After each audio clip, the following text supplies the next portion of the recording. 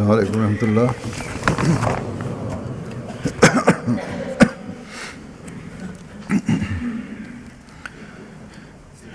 اشہد ان لا الہ الا اللہ وحدہ لا شریک لہ واشہد ان محمدا عبدہ ورسولہ.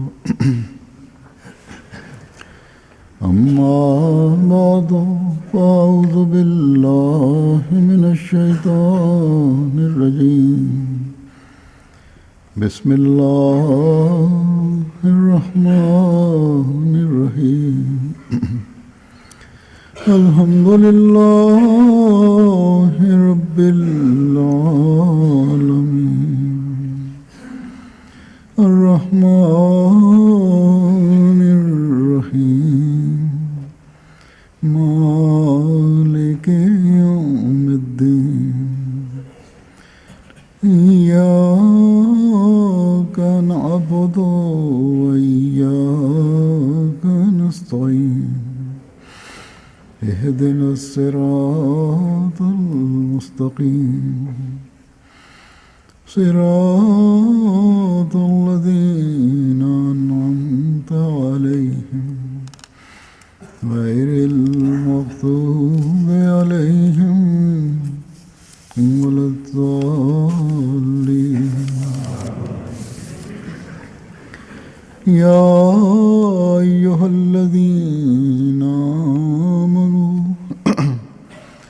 یا ایہا الذین آمنوا اطیعوا اللہ واطیعوا الرسول وأولی الأمر منکم وإن تنازعتم في شيء فردوه إلى الله والرسول إن كنتم تؤمنون بالله واليوم الآخر ذلك خير وأحسن تأويلا. اے وہ لوگو جو ایمان لائے ہو، اللہ کی اطاعت کرو اور رسول کی اطاعت کرو اور اپنے حکام کی بھی. اور اگر تم کسی معاملہ میں اولو الامر سے اختلاف کرو تو ایسے معاملے اللہ اور رسول کی طرف لوٹا دیا کرو. اگر فی الحقیقت تم اللہ پر اور یوم آخر پر ایمان لانے والے ہو. یہ بہت بہتر طریق ہے اور انجام کے لحاظ سے بہت اچھا. بس اس آیت میں ایک حقیقی مومن کے بارے میں ایک اصولی بات بیان فرما دی کہ اس نے اپنے اطاعت کے وصف کو نمایاں کرنا ہے، نکھار کر دکھانا ہے، چاہے وہ اللہ تعالیٰ کی اطاعت ہو، اللہ تعالیٰ کے رسول کی اطاعت ہو یا حکام کی اطاعت ہو. ہاں، اگر حکومت اللہ تعالیٰ اور اس کے رسول کے واضح حکم کے خلاف کوئی حکم دے تو پھر بہرحال اللہ تعالیٰ اور اس کے رسول کا حکم مقدم ہے. لیکن اگر مذہبی معاملات میں دخل اندازی نہیں ہے تو پھر حکام چاہے مسلم ہوں یا غیر مسلم، ان کی اطاعت ضروری ہے. حضرت مسیح موعود علیہ السلام اس بارے میں ایک جگہ فرماتے ہیں کہ قرآن میں حکم ہے کہ اطیعوا اللہ و اطیعوا الرسول و اولی الامر منکم. اب اولی الامر کی اطاعت کا صاف حکم ہے. اگر کوئی کہے کہ گورنمنٹ منکم میں داخل نہیں تو یہ اس کی صریح غلطی ہے. گورنمنٹ جو بعض شریعت کے موافق کرتی ہے وہ منکم میں داخل ہے، جو ہماری مخالفت نہیں کرتا وہ ہم میں داخل ہے. فرمایا اشارۃ النص کے طور پر قرآن سے ثابت ہوتا ہے کہ گورنمنٹ کی اطاعت کرنی چاہیے، یعنی صاف طور پر ظاہر ہے قرآن کریم سے بڑا واضح ہے کہ یہ اشارہ اس آیت میں ہے کہ گورنمنٹ کی اطاعت بھی کرنی چاہیے۔ بس اس زمانے کے حکم اور عدل نے واضح فرما دیا کہ سوائے خدا تعالیٰ اور اس کے رسول کے حکموں کی نفی کرنے والے احکامات کے عموماً دنیاوی احکامات میں ایک مومن کا کام ہے کہ وہ مکمل طور پر ملکی قوانین کی پابندی کرے۔ اگر یہ سنہری اصول اس وقت کے مسلمان بھی اپنا لیں کہ حکومت وقت سے لڑنا نہیں ہے، تو بہت سے ملکوں میں جو فساد کی صورتحال ہے اس میں بہت حد تک سکون آ سکتا ہے۔ بہرحال اس وقت میں اس بحث میں پڑے بغیر کہ حکمرانوں کا کتنا قصور ہے اور فساد پیدا کرنے والے گروہوں کا کتنا قصور ہے اور اس وجہ سے مسلم امہ کس حد تک متاثر ہو رہی ہے، میں حضرت مسیح علیہ السلام کا ایک اقتباس آپ کے سامنے رکھوں گا، کافی لمبا اقتباس ہے، جو اطاعت کے معیار، اطاعت کی اہمیت، اطاعت نہ کرنے کے نقصانات اور اسلام کے پھیلنے میں اطاعت کے کردار وغیرہ پہلوؤں کو اپنے اندر سمیٹے ہوئے۔ اس زمانے میں احمدی ہی اس بات کا صحیح اظہار کر سکتے ہیں یا اطاعت کا صحیح اظہار کر سکتے ہیں اور دنیا کو دکھا سکتے ہیں کہ مسلمانوں کے وقار کو کس طرح قائم کیا جا سکتا ہے۔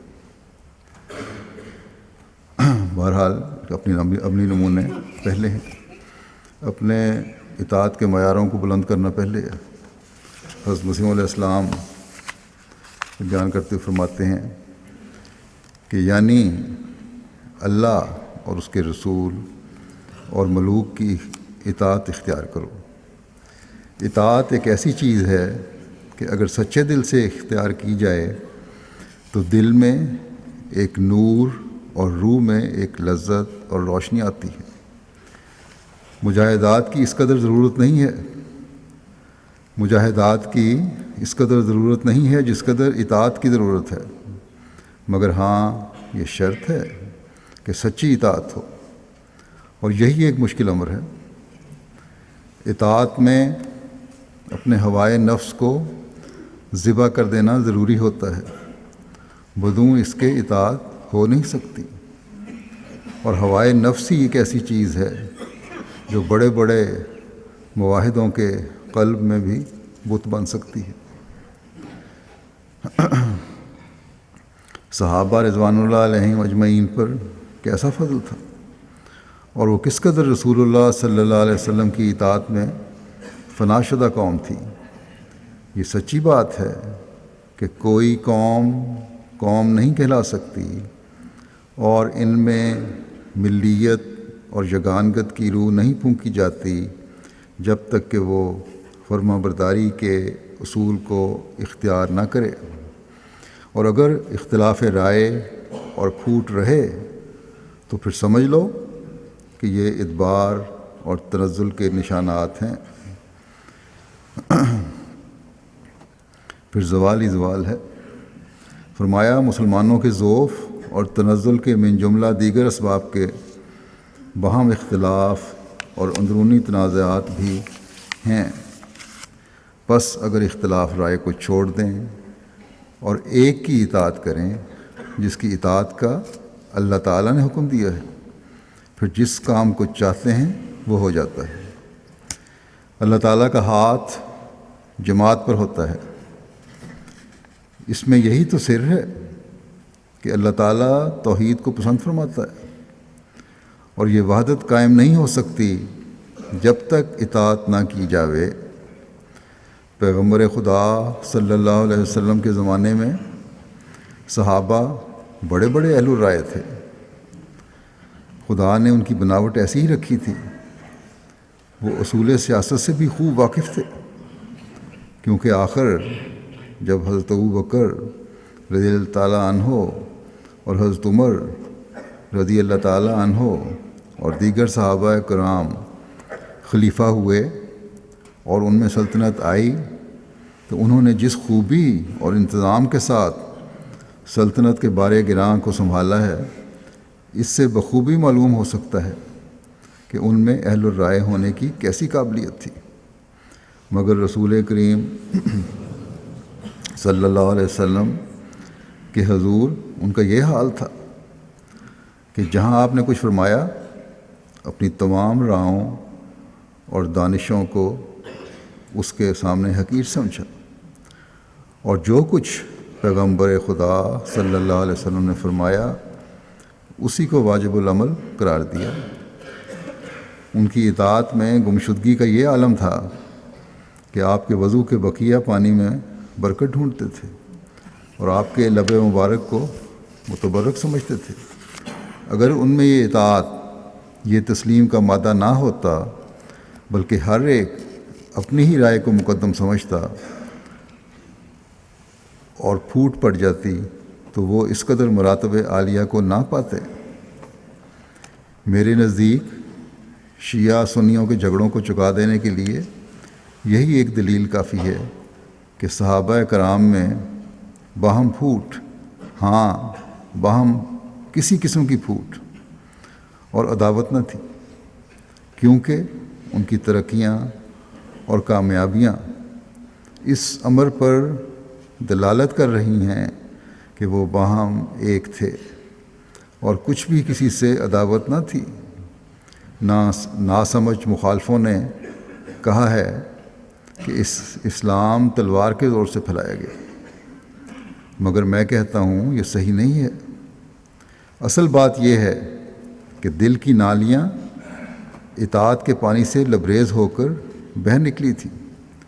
یہ اس اطاعت اور اتحاد کا نتیجہ تھا کہ انہوں نے دوسرے دلوں کو تسخیر کر لیا. میرا تو یہ مذہب ہے کہ وہ تلوار جو ان کو اٹھانی پڑی وہ صرف اپنی حفاظت کے لیے تھی، ورنہ اگر وہ تلوار نہ بھی اٹھاتے تو یقیناً وہ زبان ہی سے دنیا کو فتح کر لیتے. فرماتے ہیں سخن کز دل بروں آیت نشینت لا جرم بر دل، یعنی وہ بات جو دل سے نکلتی ہے، آیت نشینت لا جرم بر دل، اس میں کوئی شک نہیں، وہ دل پہ ضرور اثر کرتی ہے. جو بات دل سے نکلے وہ دل پہ ضرور اثر کرتی ہے. فرماتے ہیں انہوں نے ایک صداقت اور حق کو قبول کیا تھا اور پھر سچے دل سے قبول کیا تھا. اس میں کوئی تکلف اور نمائش نہ تھی. ان کا صدق ہی ان کی کامیابیوں کا ذریعہ ٹھہرا. یہ سچی بات ہے کہ صادق اپنے صدق کی تلوار ہی سے کام لیتا ہے. آپ پیغمبر خدا صلی اللہ علیہ وسلم کی شکل و صورت، جس پر خدا پر بھروسہ کرنے کا نور چڑھا ہوا تھا اور جو جلالی اور جمالی رنگ کو لیے ہوئے تھی، اس میں ہی ایک کشش اور قوت تھی کہ وہ بے اختیار دلوں کو کھینچے لیتے تھے. اور پھر آپ کی جماعت نے اطاعت الرسول کا وہ نمونہ دکھایا اور اس کی استقامت ایسی فوق الکرامت ثابت ہوئی کہ جو ان کو دیکھتا تھا وہ بے اختیار ہو کر ان کی طرف چلا آتا تھا. اس نمونے کا جو دکھایا انہوں نے اور پھر مستقل مزاجی سے دکھاتے چلے گئے، اس کی ہی کرامت تھی کہ جس نے اس کو دیکھا وہ بے اختیار ان کی طرف کھینچا چلا آیا. غرض صحابہ کی اسی حالت اور وحدت کی ضرورت اب بھی ہے، کیونکہ اللہ تعالیٰ نے اس جماعت کو جو مسیح موعود کے ہاتھ سے تیار ہو رہی ہے اسی جماعت کے ساتھ شامل کیا ہے جو رسول اللہ صلی اللہ علیہ وسلم نے تیار کی تھی. اور چونکہ جماعت کی ترقی ایسے ہی لوگوں کے نمونوں سے ہوتی ہے، اس لیے تم جو مسیح موعود کی جماعت کہلا کر صحابہ کی جماعت سے ملنے کی آرزو رکھتے ہو، اپنے اندر صحابہ کا رنگ پیدا کرو۔ اطاعت ہو تو ویسی، وہاں محبت اور اخوت ہو تو ویسی، غرض ہر رنگ میں، ہر صورت میں تم وہی شکل اختیار کرو جو صحابہ کی تھی۔ اس ایک اقتباس میں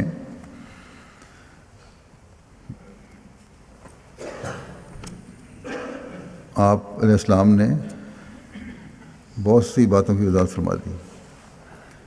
پہلی بات تو یہ کہ جیسا کہ پہلے بیان ہو چکا ہے کہ اللہ تعالیٰ کی اطاعت کرو اور اللہ تعالیٰ کے رسول کی اطاعت کرو، اور پھر اولو الامر یعنی اپنے سرداروں، حکومت وغیرہ کی اطاعت کرو۔ اس میں حکومتی نظام بھی آ جاتا ہے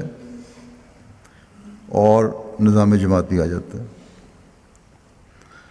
اور خلافت کی اطاعت تو ان دونوں سے اوپر ہے، کیونکہ خلافت اللہ اور اس کے رسول کے احکامات کو ہی قائم کرتی ہے، اور نظام جماعت خلافت کے تابع ہے۔ اور یہ خلافت کی خوبصورتی ہے کہ بعض دفعہ اگر نظام جماعت کو چلانے کے لیے مقرر کردہ کارکنوں اور افراد جماعت کے تعلق میں کوئی مسئلہ پیدا ہو جائے، کوئی تنازع پیدا ہو جائے، تو خلیفہ وقت اس کو دور کرتا ہے۔ یہ اس کے فرائض میں شامل ہے۔ یہاں یہ بھی واضح ہو کہ جیسا کہ میں نے کہا کہ خلافت کی اطاعت حکومت سے بھی اوپر ہے، تو کسی قسم کی غلط فہمی نہیں ہونی چاہیے۔ خلیفہ وقت ملکی قانون کی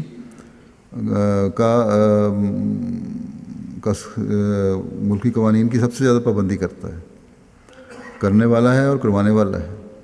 حضرت مسیح موعود علیہ السلام ایک جگہ فرماتے ہیں کہ اولو الامر سے مراد جسمانی طور پر بادشاہ اور روحانی طور پر امام الزمان ہے۔ پس حکومت کے دنیاوی نظام کے اندر ایک روحانی نظام بھی چل سکتا ہے اور چلتا ہے، اور ہم خوش قسمت ہیں کہ اس روحانی نظام کا ہم حصہ ہیں، اور امام الزمان کے نظام کو جاری کرنے کے لیے ہی اللہ تعالیٰ نے خلافت کا نظام بھی جاری فرمایا ہے، جو اللہ اور اس کے رسول کی حکومت دلوں میں قائم کرنے کے لیے کوشش کرتا ہے۔ اور تنازع کی صورت میں جیسا کہ اللہ تعالیٰ کا حکم ہے، اللہ تعالیٰ اور اس کے رسول کے حکم کے مطابق فیصلہ کرتا ہے۔ یہ بھی ہم پر اللہ تعالیٰ کا احسان ہے کہ خلافت کا نظام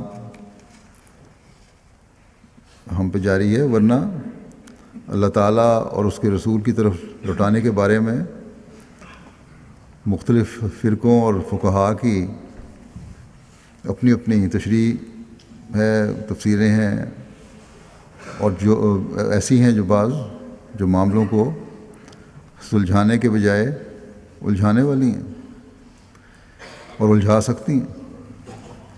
اسی طرح حکومت وقت کے ساتھ معاملات میں بھی مختلف نظریات مختلف مسائل پیدا کر سکتے ہیں۔ بس ایک اجتہاد اور فیصلہ خلافت کے تابع رہ کر ہی ہو سکتا ہے، اور اس بات پر احمدی جتنا بھی شکر کریں وہ کم ہے، اور اس شکر کا اظہار خلافت کی مکمل اطاعت سے ہی ہو سکتا ہے۔ حضرت مسیح موعود علیہ السلام نے پھر یہ بھی فرمایا، اور یہ بڑی اہم بات ہے، کہ اطاعت اگر سچے دل سے کی جائے تو دل میں ایک نور اور روح میں ایک لذت اور روشنی آتی ہے،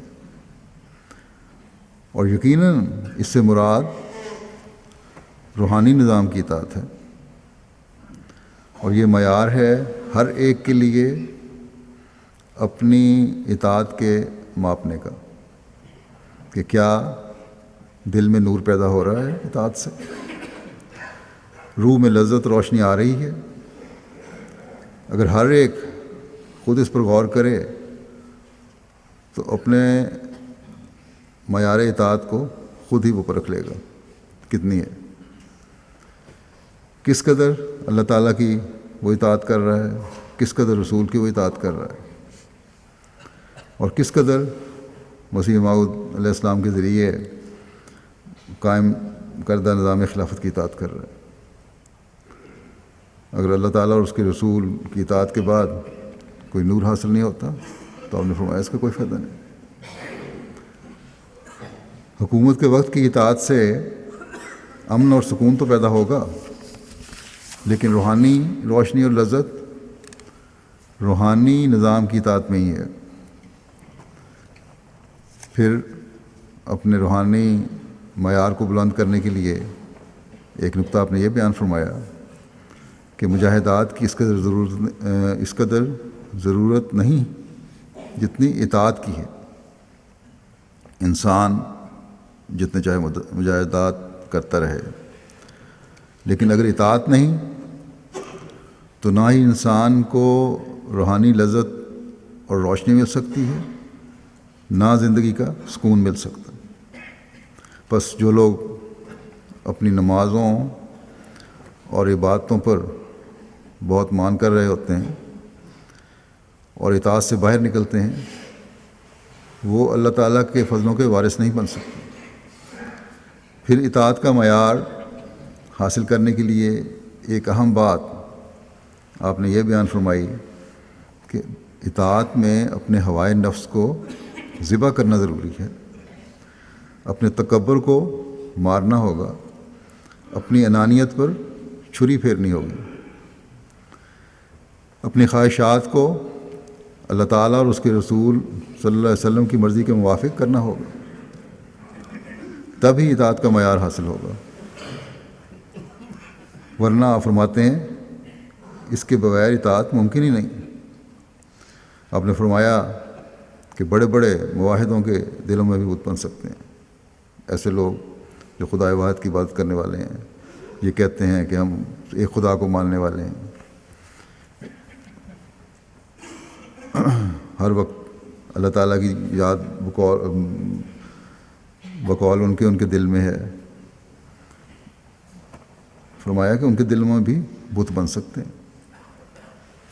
بے شک ایک خدا کی عبادت کا دعویٰ ہو، لیکن خود پسندی اور فخر کے بت دلوں میں بیٹھے ہوں گے، جو ایک وقت میں پھر انسان کو ادنا اطاعت سے بھی باہر نکال دیتے ہیں۔ بڑی بڑی باتیں ایک طرف رہیں۔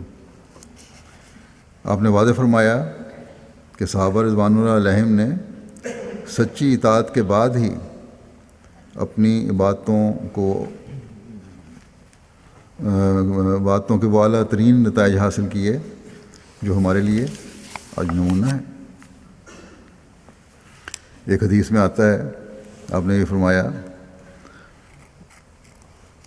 اطاعت کس طرح ہونی چاہیے کہ تمہارے اوپر اگر حبشی غلام بھی امیر مقرر کیا جائے تو اس کی بھی اطاعت کرو، بلکہ یہ بھی فرمایا کہ منقع کے سربراہ بھی اگر امیر مقرر کیا جائے تو اس کی بھی اطاعت کرو، یعنی اگر اس میں عقلی لحاظ سے کچھ کمیاں بھی ہوں تو۔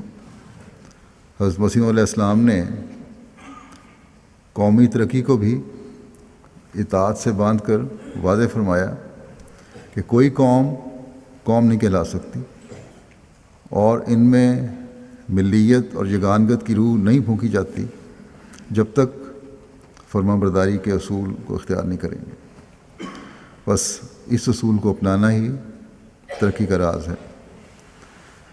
حضرت صلی اللہ علیہ وسلم نے یہ بھی یہی فرمایا ہے کہ ترقی جماعت کے ساتھ رہنے، امام وقت کی باتیں سننے اور اطاعت سے ہی ملنی ہے، اس کے بغیر ترقی نہیں مل سکتی۔ آج اس اصل کو اگر مسلمان بھی سمجھ لیں تو ایک ایسی عظیم طاقت بن جائیں جس کا دنیا کی کوئی طاقت مقابلہ نہیں کر سکتی۔ لیکن ہم جو احمدی کہلاتے ہیں، ہمیں کامل فرما برداری کے معیاروں کو حاصل کرنے کی کوشش کرنی چاہیے۔ اطاعت کو روحانی جماعتوں کے لیے تو اللہ تعالیٰ نے انجام کے لحاظ سے یہ بہترین کہا ہوا ہے، اور یہ تو ہے ہی کہ جب اطاعت کریں گے تو انجام بہتر ہوگا ہی، جس سے انقلاب پیدا ہوگا۔ لیکن دنیاوی نظاموں میں بھی ہم دیکھتے ہیں کہ فرمانبرداری کی روح کیسے کیسے انوکھے کام دکھاتی ہے۔ نپولین کے بارے میں ہم تاریخ میں دیکھتے ہیں،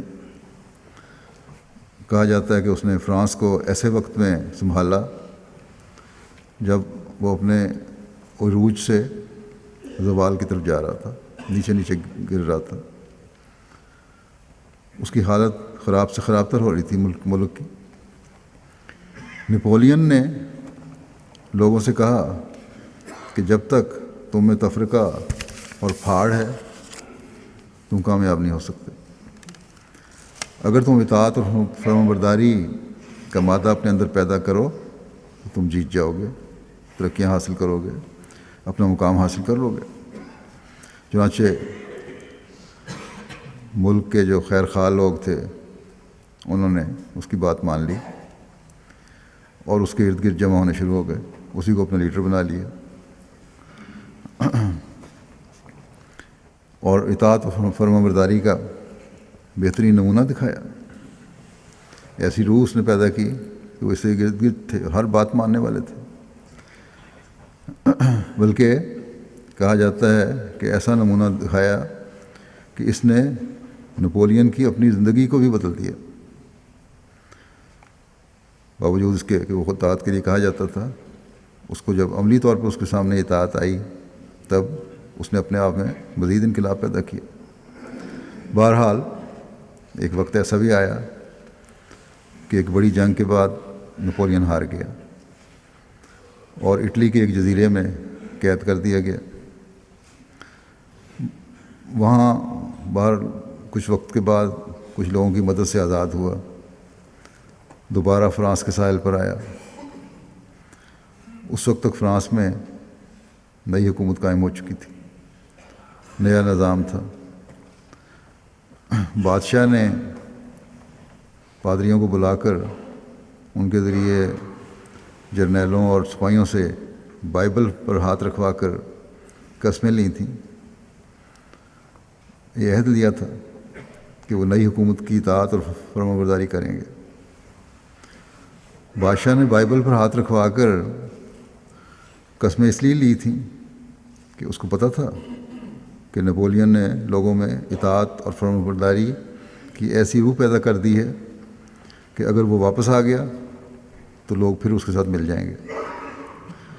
نپولین جب قید سے رہا ہو کر کسی طریقے سے قید سے رہا ہو گیا، کچھ ساتھیوں نے اس کی مدد کی، واپس فرانس آیا تو وہاں اس نے اپنے ارد گرد ایسے لوگوں کو، ذمہ داروں کو، عام لوگوں کو اکٹھا کرنا شروع کر دیا، عوام میں سے جو اس کے وفادار تھے ان کو جمع کرنا شروع کر دیا۔ وہ تجربہ کار فوجی نہیں تھے، اسلحہ بھی ان کے پاس اتنا نہیں تھا۔ بہرحال جب بادشاہ کو پتہ لگا تو اس نے ایک جنرل کو فوج دے کر بھیجا کہ اسے ختم کریں۔ اتفاقاً ان کا آمنا سامنا ایک ایسی جگہ ہو گیا جہاں ایک تنگ درہ تھا، جہاں صرف چند آدمی کندھا ملا کر گزر سکتے تھے۔ نپولین نے اپنے فوجیوں کو آگے بڑھنے کا حکم دیا، وہ آگے بڑھے لیکن حکومتی فوجیوں نے انہیں گولیوں کی بارش کر کے ختم کر دیا۔ پھر اس نے اور آدمی بھیجے، وہ بھی مارے گئے، ان کا وہی انجام ہوا۔ آخر سپاہیوں نے کہا کہ آگے بڑھنے کی کوئی صورت نہیں ہے، دشمن سامنے ہے اور جگہ تنگ ہے، ادھر ادھر ہم ہو نہیں سکتے۔ اور پھر وہ یہ بھی کہتے ہیں کہ ہم نے بائبل پر قسمیں کھائی ہیں کہ حکومت کا ساتھ دینا ہے اور نپولین کے سپاہیوں کو ختم بھی کرنا ہے۔ بہرحال ہم حملہ پوری طرح کر نہیں سکتے، ذرہ چھوٹا ہے، اور مارے جاتے ہیں، کیونکہ نپولین نے خود ہی ان حکومتی سپاہیوں میں بھی تربیت کر کے اطاعت اور فرمانبرداری کا جذبہ پیدا کیا تھا. اس نے ان سے کہا اپنے سپاہیوں سے جو اب اس کے ساتھ تھے کہ ان سے کہو جا کے کھڑے ہو کے درے میں کہ نپولین کہتا ہے کہ راستہ چھوڑ دو. لیکن اس پر بھی حکومتی سپاہی گولیوں کی پچھاڑ کرتے رہے کہ ہم نے بائبل پر قسمیں کھائی ہیں، اس لیے نپولین کا حکم اب نہیں مان سکتے. نپولین کو اس پر یقین نہ آیا کیونکہ وہ خیال تھا کہ ایسی تربیت میری ہے، یہ ہو نہیں سکتا کہ میری بات نہ مانے، کیونکہ میں نے ہی ان میں فرمانبرداری کا مادہ پیدا کیا، اطاعت کا مادہ پیدا کیا. کس طرح ہو سکتا ہے کہ میرے سپاہیوں پر گولیاں چلائیں؟ پھر اس نے بھیجا اور مزید آدمی مارے گئے. یہی انجام ہوا. آخر نپولین خود گیا کہ میں دیکھوں گا کہ وہ کس طرح میری بات نہیں مانتے. چنانچہ وہ گیا. اس نے کہا میں نپولین ہوں اور تم سے کہتا ہوں کہ راستہ چھوڑ دو. حکومتی فوج کے افسر نے کہا کہ اب وہ دن گئے، ہم نے نئی حکومت سے وفاداری قسم کھائی ہے. مگر نپولین کو یہ یقین تھا کہ فرمانبرداری کا سبق تو اس نے لوگوں کو دیا اور یہ سبق اتنی جلدی یہ لوگ بھول نہیں سکتے. نپولین نے کہا کہ میری فوجوں نے تو بہرحال آگے جانا ہے، اگر تم میرا سکھایا ہوا سبق بھول گئے ہو، انہی فوجیوں کا حکومتی کہ تم میرا سکھایا ہوا سبق بھول گئے ہو تو لو میں سامنے کھڑا ہوں. جس سپاہی کا دل چاہتا ہے وہ اپنے بادشاہ کے سینے میں گولی مارتے. میں ہی اب تک تم پہ حکومت کرتا رہا ہوں.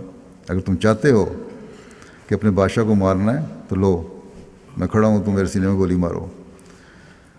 جب نپولین نے یہ کہا، وہ پرانا جذبہ جو تھا ان سپاہیوں کا وفاداری اور فرمانبرداری کا، وہ واپس آ گیا. انہوں نے نپولین زندہ باد کا نعرہ لگایا اور دوڑ کر اس کے شامل ہو گئے. بلکہ کہتے ہیں کہ ان میں سے بعض بچوں کی طرح رو رہے تھے. تو جب یہ خبر جنرل کو ملی جو پیچھے تھا وہ فوج کا بڑے حصے کے ساتھ، وہ آگے بڑھا کہ حملہ کرے. لیکن جب اس کے کان میں نپولین کی آواز پہنچی کہ تمہارا بادشاہ نپولین تمہیں بلاتا ہے، تو وہ فوج اور جنرل بھی اپنا جو بات کا اقرار تھا وہ بھول کر اس کے ساتھ شامل ہو گئے اور فرمانبرداری کا جو پہلا اقرار تھا اس پہ قائم ہو گئے. بہرحال یہ نپولین کی کوششیں تھیں کہ فرانس کے شدید تفرقے کو اس نے فرمانبرداری کا جذبہ پیدا کر دیا. حضرت مسلم موعود رضی اللہ عنہ ایک جگہ یہ مثال بیان کر کے فرماتے ہیں کہ نپولین یا اس جیسے دوسرے لیڈروں کے پاس تو خدا تعالیٰ کی وہ تائید نہیں تھی جو سچے مذہب کے پاس ہوتی ہے، لیکن پھر بھی انہوں نے انقلاب پیدا کیا. لیکن بیعت کرنے والوں کی تو مختلف صورت ہوتی ہے. بیعت کا تو مفہوم ہی اطاعت میں اپنے آپ کو فنا کرنا ہے، اور یہ مفہوم اتنا بلند ہے کہ دنیاوی امور میں فرمانبرداری اس کا مقابلہ کر ہی نہیں سکتا. آپ نے فرمایا کہ یہ گر اطیع اللہ و اطیع الرسول و اولی الامر منکم ایسا ہے کہ جب تک کوئی قوم اس پر عمل نہیں کرتی، خواہ وہ سچے مذہب کی پابند ہو یا اس سے ناواقف، کبھی کامیاب نہیں ہو سکتی. بس حضرت مسیح موعود علیہ السلام کے اس ارشاد کو ہر وقت سامنے رکھنے کی ضرورت ہے کہ قوم بننے کے لیے یگانگت اور فرمانبرداری انتہائی ضروری ہے، اور اس کے بغیر گراوٹ اور تنزل ہی ہوگا. اس بارے میں قرآن کریم نے بھی ہمیں واضح فرمایا ہے. اللہ تعالیٰ فرماتا ہے کہ واعتصموا بحبل اللہ جمیعا ولا تفرقوا واذکروا نعمت اللہ علیکم اذ کنتم اعداء فألف بین قلوبکم فاصبحتم بنعمتہ اخوانا وکنتم علی شفا حفرۃ من النار فانقذکم منہا کذالک یبین اللہ لکم آیاتہ لعلکم تہتدون.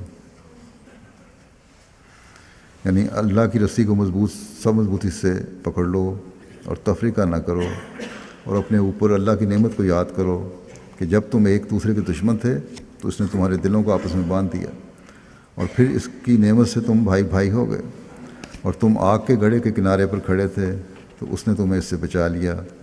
اسی طرح اللہ تمہارے لیے اپنی آیات کھول کھول کر بیان کرتا ہے تاکہ شاید تم ہدایت پا جاؤ۔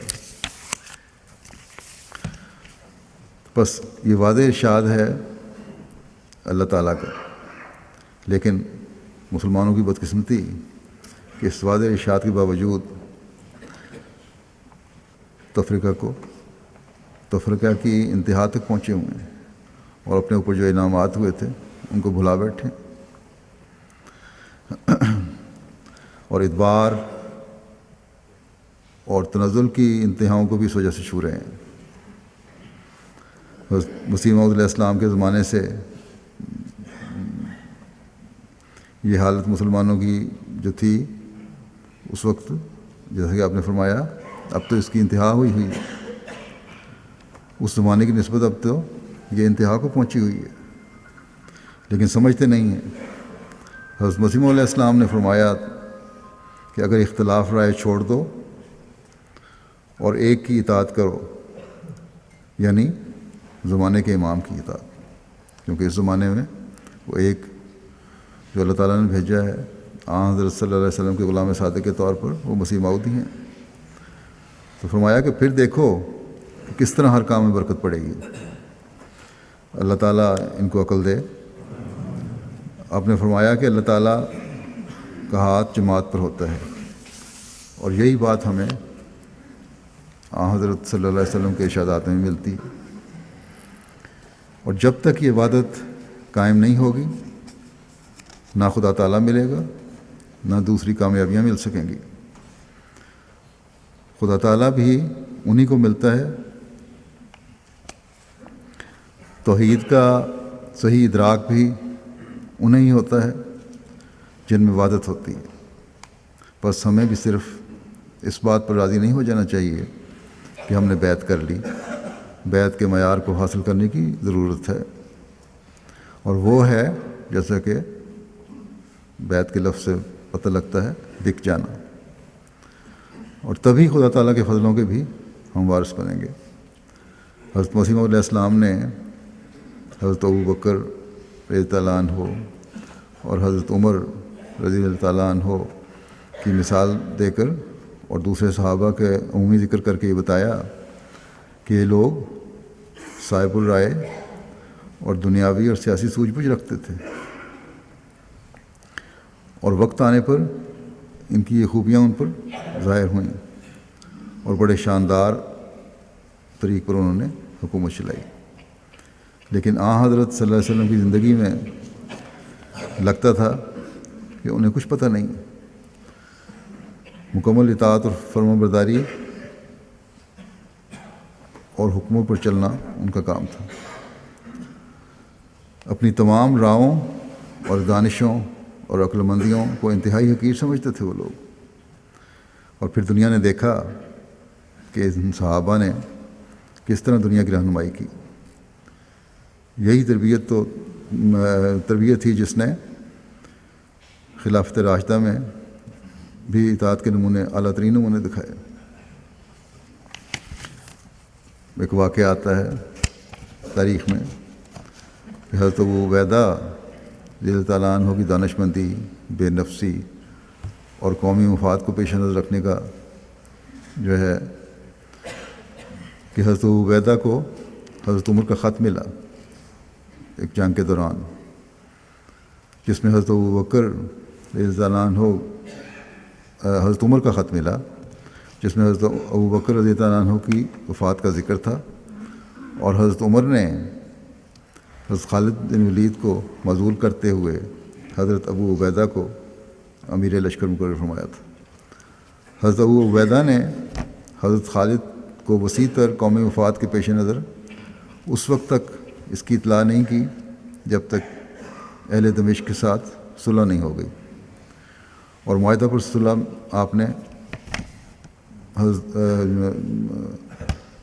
جو معاہدہ صلح تھا، اس پر آپ نے حضرت خالد بن ولید سے دستخط کروائے۔ حضرت خالد بن ولید کو بعد میں پتہ چلا کہ مجھے تو معزول کر دیا گیا تھا اور ان کو سپہ سالار بنایا گیا تھا، تو انہوں نے شکوہ کیا، مگر آپ ٹال گئے اور ان کے کارناموں کی تعریف کرتے ہوئے انہیں مطمئن کر دیا۔ اسلامی جرنیل حضرت خالد بن ولید نے اس موقع پر اطاعت خلافت کا انتہائی شاندار نمونہ دکھاتے ہوئے کہا کہ لوگوں، تم پر اس امت کے امیر مقرر ہوئے ہیں۔ حضرت ابو عبیدہ کو آن سلم نے امین کے لقب سے خطاب دیا تھا۔ حضرت ابو عبیدہ نے جواب میں کہا، میں نے رسول اللہ صلی اللہ علیہ وسلم کو فرماتے سنا ہے کہ خالد خدا کی تلواروں میں سے ایک تلوار ہے اور قبیلے کا بہترین نوجوان ہے۔ بس یہ تھا خوش دلی سے خلیفہ وقت کے فیصلے کو ماننا۔ آج بھی بعض دفعہ ایسے واقعات ہو جاتے ہیں، عموماً تو نہیں، اللہ تعالیٰ کے فضل سے جماعت کے اطاعت کا جذبہ ہے، لیکن بعض ایسے بھی ہیں جب کسی کو عہدے سے ہٹایا جائے تو سوال ہوتا ہے کیوں ہٹایا گیا، کس لیے ہٹایا گیا، کیا کمی تھی ہم میں۔ اگر یہ نمونے اپنے سامنے رکھیں جو تاریخ ہمیں دکھاتی ہے تو کبھی اس قسم کے سوال نہ اٹھیں۔ بہرحال ہمیں یاد رکھنا چاہیے کہ آج بھی وہی قرآن ہے جس میں اللہ تعالیٰ کے احکامات ہیں، اسی رسول کی ہم پیروی کرتے ہیں جس نے ہماری رہنمائی کی ہے، اور احادیث کی کتب میں ہمیں وہ رہنمائی مل بھی جاتی ہے۔ لیکن مسلمانوں کی حالت کیا ہے؟ یا آپس کا فتنہ و فساد ہے یا دنیا کے آگے ہاتھ پھیلائے ہوئے ہیں۔ حضرت مسیح موعود علیہ السلام نے فرمایا کہ آج جو یہ پھوٹ ہے اور شیعہ سنی کے جھگڑے ہیں، بلکہ اب تو اور بھی مزید تقسیمیں ہو گئی ہیں، یہ اطاعت سے باہر نکلنے کی وجہ سے یہ زوال ہے۔ اگر آج آپس میں ایک ہو جائیں تو یہ اعتراض بھی مخالفین کے ختم ہو جائیں کہ اسلام تلوار کے زور سے پھیلا تھا۔ صحابہ کی یگانگت اور اطاعت ایسی تھی کہ اس نے دلوں کو فتح کر لیا تھا۔ بس اس اتحاد کی ضرورت ہے، اور خاص طور پر مسیح موعود کی جماعت کو، آپ نے اپنی جماعت کو توجہ دلائی کہ تم صحابہ کا نمونہ پیدا کرو تاکہ تمہاری سچائی کی تلوار دشمنوں کو کاٹتی چلی جائے، اور یہ اس وقت ہوگا جب کامل اطاعت اور فرما برداری ہم میں سے ہر ایک میں پیدا ہوگی، ہر ایک اپنے اندر پیدا کرنے کی کوشش کرے گا۔ اگر اللہ تعالیٰ اور اس کے رسول کی کامل اطاعت ہوگی تو اس نور سے بھی حصہ ملے گا جو آن حضرت صلی اللہ علیہ وسلم کو دیا گیا تھا۔ بس یہ ایک بہت بڑی ذمہ داری ہے ایک احمدی کی کہ حضرت مسیح موعود علیہ السلام کی بیعت میں آ کر اطیعوا اللہ و اطیعوا الرسول و اطیعوا الرسول و اولی الامر منکم کا ایسا نمونہ بنے جو دنیا کی توجہ اپنی طرف کھینچنے والا ہو، اور یہی وہ حربہ ہے جس سے ہم دنیا کے دل جیت سکتے ہیں، جس سے ہم دنیا کو اللہ تعالیٰ اور اس کے رسول صلی اللہ علیہ وسلم کے قدموں میں لا کے ڈال سکتے ہیں، جس سے ہم دنیا کی رہنمائی کر سکتے ہیں، جس سے ہم دنیا کے فسادوں کو ختم کر سکتے ہیں۔ کیونکہ جیسا کہ میں نے کہا، ہمارے پاس اللہ تعالیٰ کے احکام قرآن کریم کی صورت میں موجود ہیں جو ہمارے لیے قابل اطاعت ہیں، ہمارے پاس اور قابل عمل ہیں، ہمارے پاس اسوہ رسول صلی اللہ علیہ وسلم موجود ہے جس کی اطاعت کرنا ہم پہ فرض کیا گیا ہے، ہمارے اندر اولی الامر کا روحانی نظام بھی موجود ہے जो अल्लाह और उसके रसूल सल्लल्लाहु अलैहि वसल्लम के हुक्मों की तरफ तवज्जो दिलाता रहता है। बस कोई वजह नहीं कि हम अपने में और दूसरों में एक नुमाया इम्तियाज़ पैदा न कर सकें। अल्लाह ताला हम सबको इसकी तौफीक अता फरमाए और जो तवक्कुआत हज़रत मसीह मौऊद अलैहिस्सलाम ने हमसे रखी हैं हम हमेशा उन्हें पूरा करने वाले हैं।